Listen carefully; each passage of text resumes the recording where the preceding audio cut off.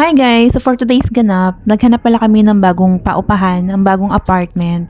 Ito yung itsura niya nung nadatnan namin. Ayan. Bali may mga ipaparenovate lang ako dito like repaint, lalagyan ng kisame yung kitchen, lalagyan ng kisame yung CR, and pinabago ko lang din yung room. Kasi nung inabutan namin to guys, is maliit lang yung room. Ayan yung CR. Pati yung flooring, lagyan namin siya ng epoxy sand. So, makikita nyo rin yan sa video kung paano yung process namin. So, ayan.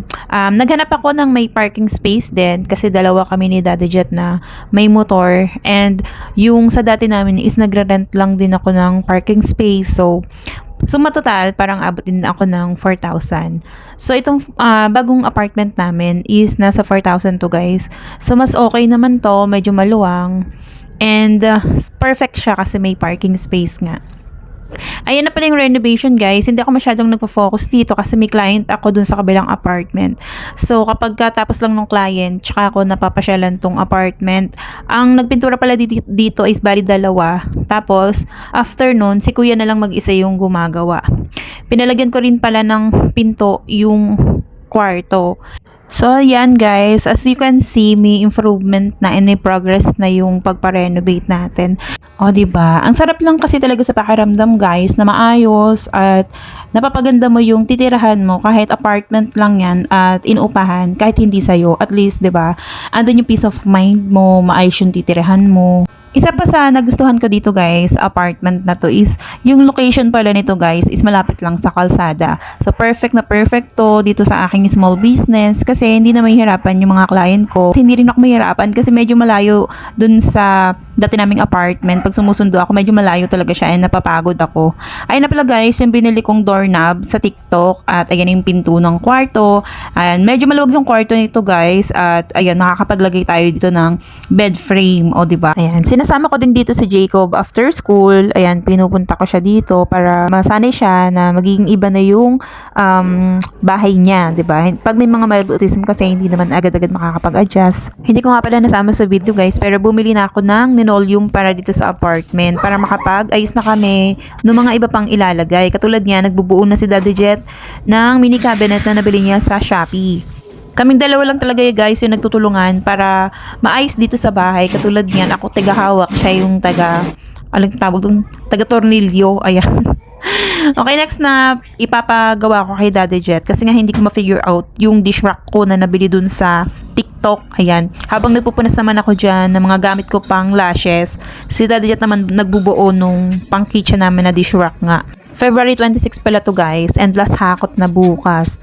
February 27, may client ng babae kaya naman talagang pinupush na namin na matapos, maging maayos kahit papaano meron na kaming nagagawa kasi nga kinabukasan yan guys is may client na. So kailangan naming madaliin ng mga bagay-bagay. Natapos na nga din palang i-assemble ni Daddy Jet itong napakasyala kong dish rack. Ang ganda talaga, kinikilig talaga ako dyan kahit yan palang guys. Same day din pala guys is nagpalagay na kami or nagpakabit na kami ng aircon.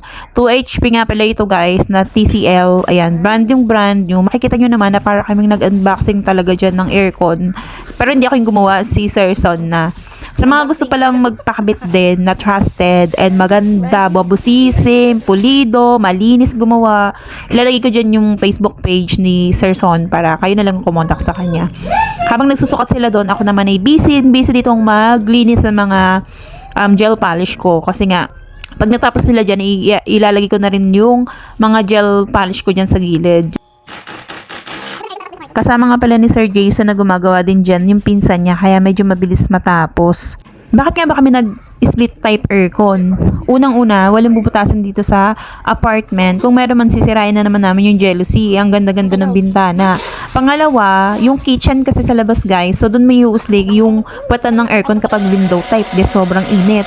Kaya nag-decide kami na mag-split type aircon na. Malapit-lapit na nga palang matapos tong aircon guys. The same day, pinapunta ko yung tauhan ng Walastic para i-check yung internet namin kasi wala kaming internet. Mag-monthly bills na sana ako kasi sinalo lang namin to dun sa umalis na tenant dito sa apartment. Kaso nga lang pa-check ko, yun nga, wala kang may internet. Malapit na nga matapos to guys. Yan, this time, kinakabit na ni Kuya yung magiging breaker ng aircon. And kinakabit nakabit na ni Sir Jason yung aircon. And finally guys, after 48 years, charis. Natapos din ikabit tong aircon na to, and yan, tinetest namin yung lamig. Kita nyo naman guys pala, ito pala yung isa na sa nagustuhan ko. Nililinis nila yung mga kalat ng aircon na pinaggawaan nila. Tapos may pa white tape pa yan dyan siya, para hindi masakit sa mata. This time pala, pinapakabit ko na kay Daddy Jet yung binili ko na bed frame. And makikita nyo guys, super kalat pa, super dami pa nga ayusin. Ito, pinassemble ko na kay Daddy Jet yung paglalagyan ko ng mga nail products ko. For the Kapitan Parson. Ang dami pa namin ligpitan. Diyos ko po ha, para kaming evacuation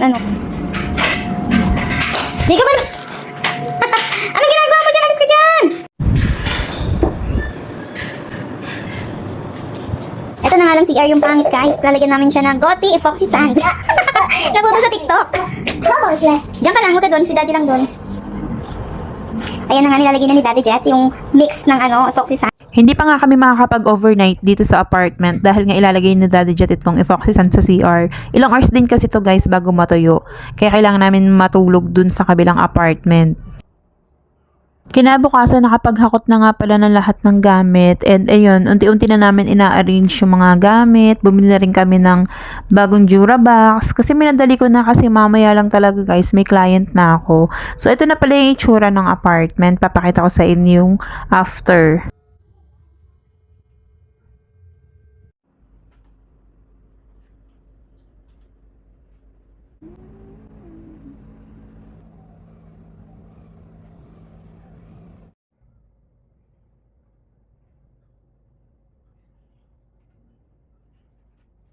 Ayun lang naman ang ganap sa paglilipat namin ng apartment. So ayun lang guys, yun may next video. Thank you for watching. Bye!